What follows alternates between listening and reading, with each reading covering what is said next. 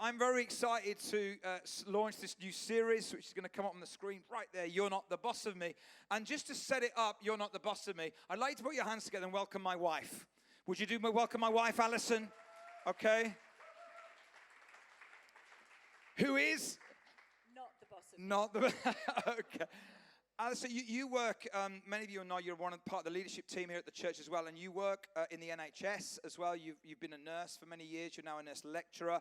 And in the bulletin, there is an evening coming up in a couple of weeks' time, which is to do with that kind of world that you are involved in. It's called Under Pressure. That's not because you're married to me, I assume, but it might be. But do you want to just tell us what that's all about? Okay, so this is the opportunity for healthcare professionals to just get together and spend some time kind of reflecting and thinking together about the situations they find themselves in.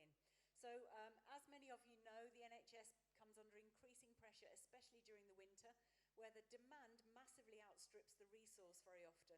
And that doesn't only happen in physical resources, but also emotional resources. And we can get very tired. So the idea is not that we're all going to sit around talking negatively about the NHS and how exhausted we are, but the idea is that we'll get together and spend some time just thinking about how can we best equip ourselves to meet the challenges of the environments that we work in. So we're going to spend some time looking at what does resilience mean from a godly perspective? How can we equip ourselves? How can we support each other so that we're actually able to fulfill the calling that God's put on our lives in the healthcare context where we work? Brilliant. So the details are in the bulletin and on our website. If people want to book into that, does it cost? Do they have to book in? How does that all work? Okay, it doesn't cost anything, but it would be great if you could book in, because it will just give me an idea about the numbers that we're expecting, and also, seeing as I've promised hot chocolate in the bulletin, I think hot it chocolate. will also Good. allow me to cater for and probably get some other few nice bits and bobs to help sustain us during the winter pressure, of course. Okay, brilliant. Yeah, absolutely. So that's called Under Pressure. It's in the bulletin and it's on our website. Brilliant. Okay, thank you. Let's give it up for Alison. Excellent. So last year, 2019, was a great year for us as a church. We celebrated our 40th anniversary as a church, and lots of brilliant things happened last year. And one of the great things that happened last year was that we kind of became part of a very exciting new network that we've set up. We're one of the 5 founding churches. It's called the Further Faster Network.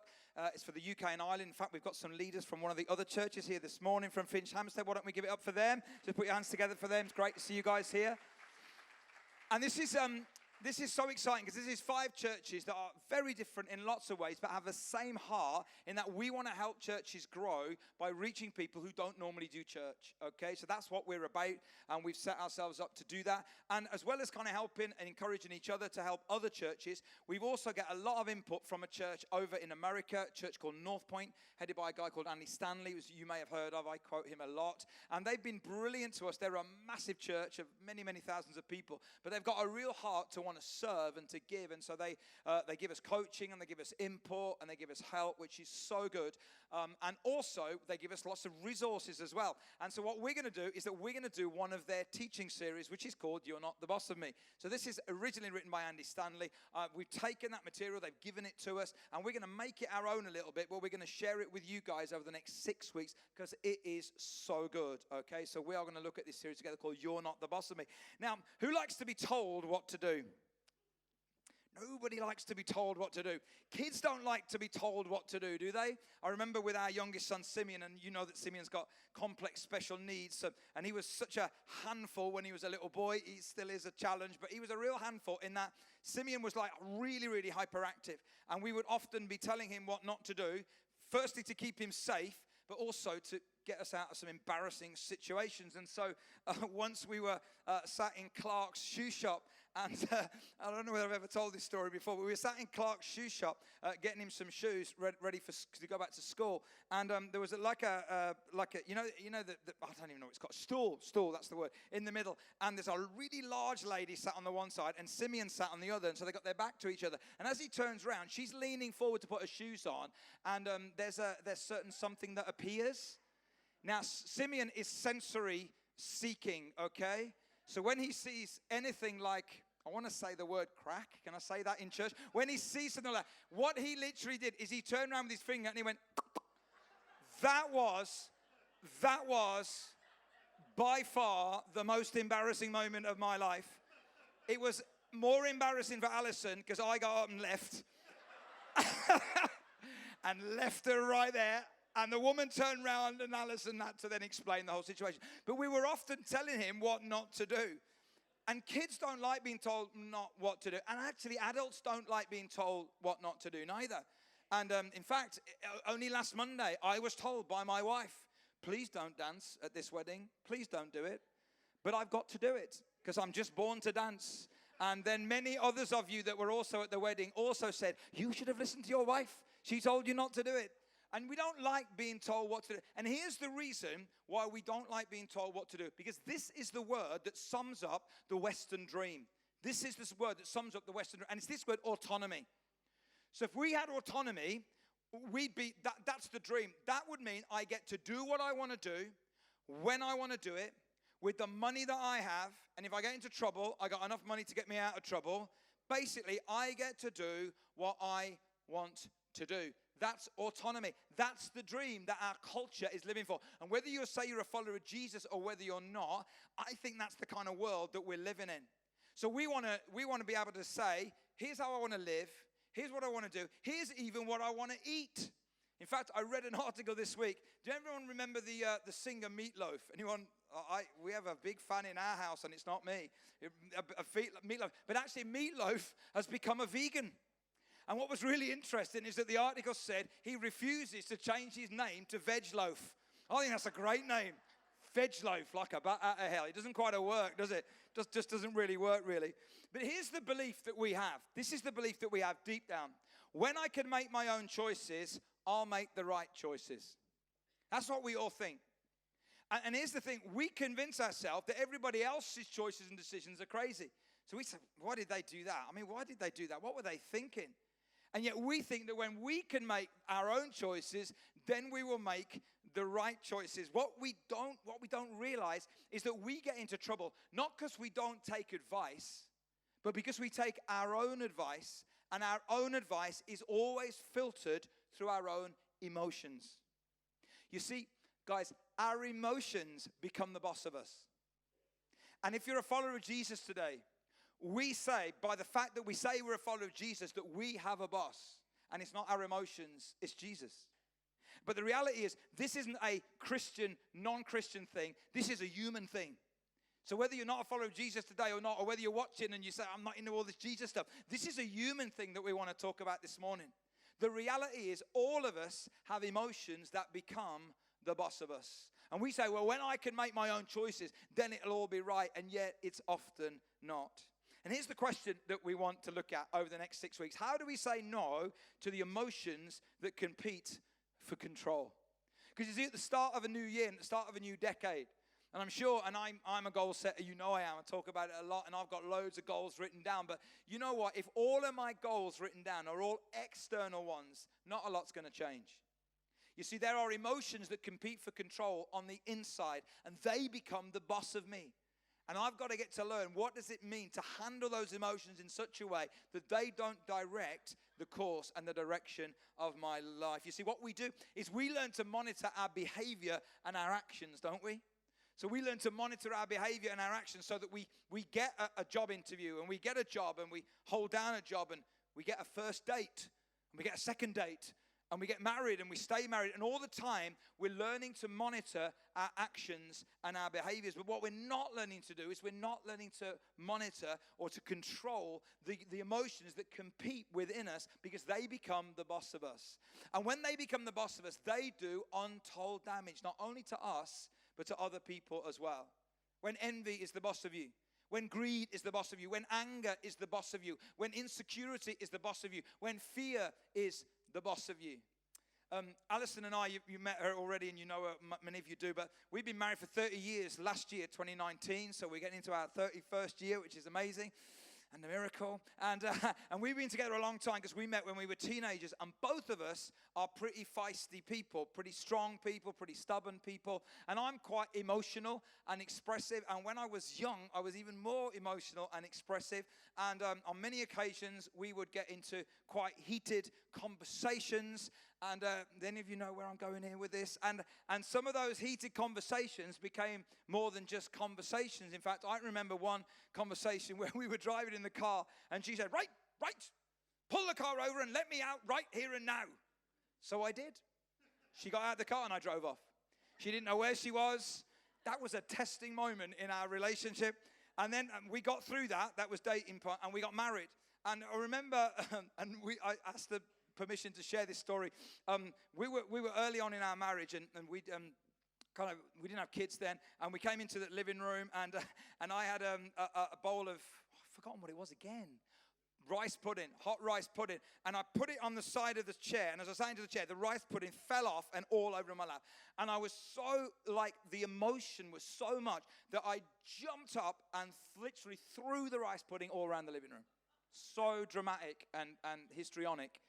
Alison, who's very, very calm, very placid, said, right, if you're going to do that and behave like that, I'm going to do the same. Got a bowl of yogurt and threw it all around the living room. We then looked at each other and absolutely howled in laughter. What are we doing? What we'd done and what I'd done and what we'd both done is we'd allowed the boss of anger, we'd allowed the boss of that emotion to get control of us and for it to escalate. Now, another thing is, we had one argument in the kitchen and she had a bag of frozen peas in her hand. And oh yes, they came in my direction and I ducked and they hit the wall and we were picking frozen peas out the kitchen forever. Now, here's the point of all these stories. We are happily married together 30 years later. Why? Because I learned to duck. No, that's not the reason. That is not the reason. The reason is because we somehow are learning to manage the emotions that compete for control. Now, we've not learned there. There are our moments, aren't there? But we're learning.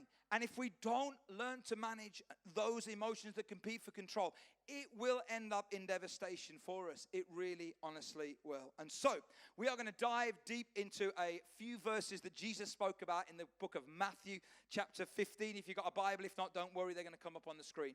And I'm going to just dive through this, and we're going to look at what Jesus is saying. This is setting up an introduction to the next 6 weeks, and I really hope and pray that you not only come every week, whether you're here in Halzowen or Hagley or Rowley, but also maybe if you're out there that you tune in, because this is an amazing, amazing series. Anyway, Jesus said, the Bible says this. Then some Pharisees and teachers of the law came to Jesus from Jerusalem and asked, why do your disciples break the tradition of the elders? They don't wash their hands before they eat. Just pause. What's all that about? The tradition of the elders is basically a reference that in the Jewish culture, okay, the law, the rules of God were very important. Now, all of you will have heard of the 10 Commandments, okay? That's what God gave to Israel. But what the guys did at the time was that they also devised a whole other set of laws, hundreds of them, which they call the oral Torah. It's never written down, it was always passed on. It was devised by men to keep control over the people. And what Jesus is saying is that, guys, you're talking about one of those rules, not one of the things that God gave. Now, it's a good thing to wash your hands before you eat. That's hygienic. But Jesus is making a bigger point. He's saying you guys are so focused on the small things, the external things, you're missing out the bigger things, which are always the internal things. The other problem with this is it makes God really small and really petty. And can I just say to you, he's not. Hello? He's not either. He's not small and he's not petty. And maybe some of you who are followers of Jesus, maybe you are in a situation where you get so focused on the little things, the small things, that you're missing out on the bigness of God and the majesty and the beauty of God. And Jesus says, hey, you guys are so focused on washing your hands that you're missing some other bigger stuff. Let's go on. Jesus replied, and why do you break the command of God for the sake of your tradition? That's what he's saying. So you're keeping the little thing, the small and petty thing, but you're missing out on the bigger thing. And then a few verses later, he nails it. These people honor me with their lips, but their hearts are far from me. So they're doing all the right thing there, but their hearts are far from me. Now, here's the very interesting thing. They're saying all the right things, okay? And that's what religion can often do. And in their minds, you see, religion was turned into a game that they always would win. And Jesus is exposing something really, really important. Let's carry on. Jesus called the crowd to him and said, listen and understand. What goes into someone's mouth does not defile them. But what comes out of their mouth, that is what defiles them. Now, at this moment, I want you to imagine that Jesus says that, and it's so impacting. It's almost like he drops his mic and walks off. And his disciples turn and they think, yep, Jesus has nailed it. But they haven't got a clue why. They know that he said something really profound because he's used like a religious word, defile, which we'll talk about in a moment. But they don't know really what he said. And then it goes to this. Then the disciples came to him and they asked, do you know that the Pharisees were offended when they heard this? Just a little aside.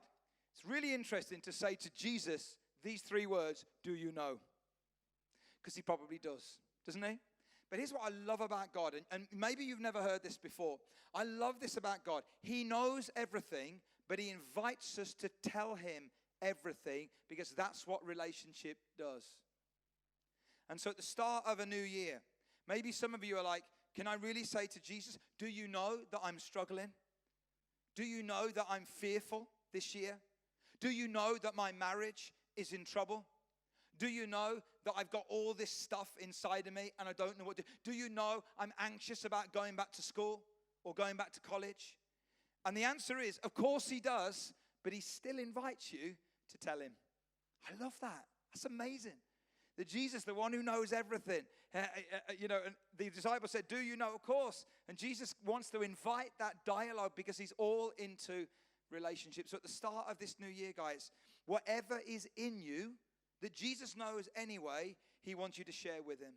That's a beautiful thing. Beautiful thing. And then it goes on. Leave them, Jesus says. They are blind guides. If the blind lead the blind, both will fall into a pit. Next one. Peter said, explain the parable to us.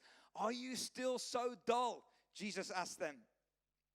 Don't you see that whatever enters the mouth goes into the stomach and then out of the body? But the things that come out of a person's mouth come from the heart, and these defile them. Here's where he explains it. And what he's saying is, guys, do you know that there are some things that come into your mouth, into your stomach, and then out of your body? And the disciples probably thought, yep, we know that. It happens 2 to 3 times a day, or whatever it is. And he's saying this, listen, all that stuff, that's not the stuff that defiles you. It's what comes out of the inside that defiles you. It's what comes from the heart. And that's where the problem is, because that's where the emotions get control of what's going on the inside of us. And that word defile is really, really interesting, because the word defile is a religious word, and it literally means to be put at odds with God. And you see, what they thought was that what puts us at odds with God is all the external stuff. So we've got to do this, and we've got to wash our hands, and we've got to do this, and we've got to do that, and not do that, and not do that, and do that, and do that. All external. But what Jesus is saying, that isn't what defiles you. What defiles you is what comes out of you. Because what comes out of you affects those around you. And when you are at odds with those around you, you are then at odds with me. Because when you're at odds with other people, you're actually at odds with me, because they are created in my image, and that's what defiles you. That's what puts you at odds with me. And it's quite powerful. And some phrases here. I wonder how many of you have ever felt like this. If we go to the next one. Okay, sorry, yeah. I've missed a bit. For out of the heart, Jesus says, come evil thoughts, murder, adultery, sexual immorality, theft, false testimony, slander. These are what defile a person. So this is what defiles a person. It's not what they do, because what they do starts a long time ago. It starts on what's on the inside. Eating with unwashed hands does not defile them. In another gospel, in the Gospel of Mark, he adds in greed and malice and deceit and envy and arrogance and folly. Folly is a great word, isn't it? Let's use folly much more. I think we should use that word. Let's use folly. It means bad judgment. And Jesus is saying all these things, they are what defile you, because they're in you and your emotions control them. And then when they come out in such a way that it damages people around you. And that's what puts you at odds with me. Look at this phrase here. Anyone said this? Sometimes I say things I don't mean. Anyone identify with that? Do you know, for, 50 years, 40 odd years, I thought that was a true statement. I realize now that's not true. That is never true. Sometimes I say things I don't mean. Here's what's true. Sometimes you say things you don't mean to say out loud. I want to drop my mic and walk off. Now, just hold that. Sometimes I say things I don't mean. No, you don't. Never. Sometimes you say things you don't mean to say out loud, because what's in you comes out of you. Here's another one. I always thought this was true. He made me so angry. Anyone ever been there? Or she made me so angry. And I always thought that was true. Oh, that person, they just wind me up so much. He always makes me angry. No, he doesn't. What he does is this. He surfaces the anger that was already there. You see, it's what's in us that is the boss of us. Because what's in us actually then always comes out of us. And when it comes out of us in such a way that it damages other people, ultimately it damages people who are made in the image of God. And that's what puts us at odds with God. Your heart, guys, at the start of 2020 is showing. You see, because what is in you, Laurie's got the next one. What comes out of you, thank you, is already in you. And what comes out of you in 2020 will already be in you right now. What comes out of you is already in you. You see, our rituals are important and our traditions are important. And what we do as followers of Jesus, and some of you, if you're newer to this whole Christianity church thing, you know, we talk about things like reading our Bible, and, you know, at the start of the day, or journaling, or taking communion, and these kind of things. And you'll think, what's all that about? Can I just be really, really clear? That's to help us to connect with God, but it in no way makes us kind of twist God's arm in any way. In other words, like I journal, which means I write down some stuff that God's saying to me in a book or on my iPad, and I do it maybe 2 to 3 times a week. If I suddenly became an everyday journaler, God wouldn't say, look at that boy there. He's really serious. Whatever he prays for, he's now going to get. Don't work like that. You might pray by going on your knees and praying, and that's great. But God doesn't suddenly go like that to the angel and say, look at her. She's on her knees praying. Whatever she wants, she can have. Because that's on the outside. That helps us in no way twist God's arm. It's nothing like that at all. But how you treat people that God loves is the issue. Because what comes out of you is already in you. So, over the next 5 weeks, we are going to practice saying this phrase a lot. You're not the boss of me. Now, can I just say, please don't turn to your husband and wife and say that right now, okay? And please don't say that to your boss when you go to work tomorrow, because he or she is the boss of you. We're talking about a different thing. So, we are going to practice saying this together. Is that all right? Because you're going to say it a lot over the next 6 weeks. So, guilt. Let's do it with a bit more attitude. Anger. Good. Fear. Insecurity. Lust. And that's what we're going to practice doing over the next few weeks. Over the next few weeks, we're going to look at a different emotion every week and say, hey, this is in me. This is in me. And certain situations and circumstances, they surface what's in me, but it's in me, and it could become the boss of me. And if you're a follower of Jesus, we have a boss who is bigger than any emotion. And the way that we're going to say, hey, 2020 is going to be a great year, is when we say, he's the boss of us. He's the boss of us, nothing and nobody else. You see, the people closest to you experience the overflow of your heart every single day. Imagine if we could teach our kids, those of you who are parents, this, that when you say to your kids, hey, what went on at school? You don't just talk about events, but you talk about emotions. You talk about what did it surface inside of you? What happened when they said that and you did that? How did you feel? What are you going to do with that? How you feel? Imagine how different our kids might become. Because they're going to potentially become different adults if they learn younger to cope with the competing emotions that the bosses within them actually are and create. So if you're a Jesus follower, I want to invite you into something. And if you're not, I'm going to invite you into something as well in a moment. I want to invite you at the start of 2020 to respond to what we've used this a lot over the last few months. It's such a brilliant couple of verses from the Bible. And Jesus says this in Matthew chapter 11. Come to me, all you who are weary and burdened, and I will give you rest. I wonder, is there any of us here who maybe are weary and burdened by being bossed about by those emotions for so long? And maybe you know, I've sat in front of so many people, and I know I've got these issues as well. And it's the same thing, and it comes back, and you know, and it's the same situation. The relationship's broke down again. The job has broke down again. This has happened again. And people keep thinking about everybody else. It's her fault. It's his fault. It's that person's fault. It's that situation. Aren't you weary and burdened of that? Because actually, what you haven't done is you haven't got to grips with the bosses inside of you. And Jesus invites you, says, hey, if you're weary and burdened of all that stuff, come to me and I'll give you rest. Take my yoke upon you and learn from me, for I am gentle and humble in heart, and you will find rest for your souls. For my yoke is easy and my burden is light. On Friday, I went for a walk over Clent Hills here, as I do often, and I was praying about 2020 and about this year and all of that, and praying about this morning. And as I was thinking about it, I felt God speak to me. And for those of you that's new language for you, or it's a little bit weird, I don't mean an extra voice out of the heaven. I just mean that there was something inside of me that for me, there's a story in the Bible where Jesus is resurrected, and he's walking along a road with two guys who used to follow him, and they don't recognize him. And they're on this road to a place called Emmaus. And the Bible says when they realized it was Jesus, they said, our hearts were burning inside when we spoke with him. And that's what happens to me. When God really speaks to me, I have like a burning sensation in my heart. Not heartburn, that's a different thing. But where I know that God's speaking. And God spoke to me.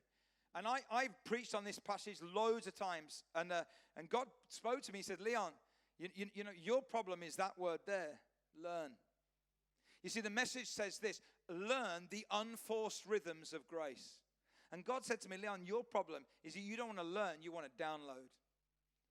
And I had to start walking out and say, God, you're absolutely right. I want like click and pay. Do you know what I mean? Like I want an instant download of what it is to be bossed by Jesus and not by these emotions. And yet the scripture says, no, you've got to come to me. And then you've got to learn, and you've got to keep learning the unforced rhythms of grace. And so over the next 6 weeks, we want to invite you into a process of beginning to learn from Jesus what it looks like not to be bossed around by these emotions, but to be bossed around by the one who loves us and who gave his life for us. So, interestingly enough, on Friday at Encounter, I really encourage you to come, because that's a 3-hour space where we get some chance just to worship and to pray and maybe to interact with a few creative things. And if you're newer to that, maybe it's the first time you've ever done that, you'd be welcome to come as well. But I've got 3 questions that I want to leave with you as we finish. And these are the 3 big questions for us to consider. Number 1, which of the following has a way of becoming the boss of me? Anger, guilt, insecurity, envy, fear, greed, lust. Now, we're not going to look at every one of these emotions. We're going to look at maybe 4 or 5 over the next few weeks. But just have a think about that. Which of the following has a way of becoming the boss of me? Is it anger right now? Is it guilt? Is it insecurity? Is it envy? Is it fear? Is it greed? Is it lust? Question number 2. This is so important. What does it sound or look like when I'm taking my cues from the answer to question 1?